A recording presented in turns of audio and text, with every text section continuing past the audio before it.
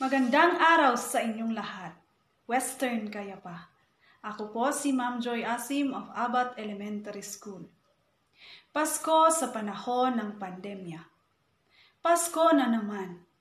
Sabi nila, ang Pasko ay panahon ng pagbibigayan, pagmamahalan, at walang hanggang kasiyahan kahit pa nasa panahon tayo ng pandemya. Pero hanggang doon na lang ba ang ibig sabihin?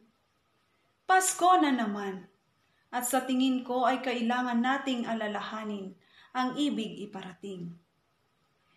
Masakit isipin, sa gitna ng pandemya, tayo ay masaya o nagkakasiyahan. Pandemya, hindi hadlang para maging masaya sa Pasko. Ano nga ba ang ibig sabihin ng Pasko? Pasko, ito ay panahon ng pag-alala sa kapanganakan ng nag-iisang Diyos na tagapagligtas. Tagapagligtas sa panahon ng pandemya, sa panahon ng problema, at sa panahon na ika'y walang-wala na. Alalahanin natin na ang panahon o araw ay sa Kanya.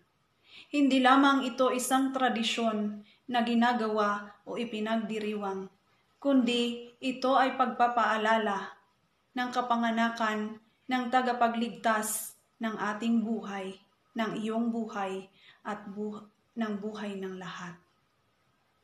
Ang panahon ng kapanganakan, kung wala siya, ay wala ka. Ang panahon na nagpapatunay ng pagmamahal niya sa Kanya. Ang panahon na naggulantang sa buong mundo noong dumating siya. Ang panahon na tumatak sa buong kasaysayan. Siya ang tunay na diwa ng Pasko. Pasko ay hindi lamang sa ating sarili, kundi sa ating nag-iisang Diyos na tagapagligtas. Maagang pagbati ng maligayang Pasko sa inyo. Mabuhay Western kaya pa.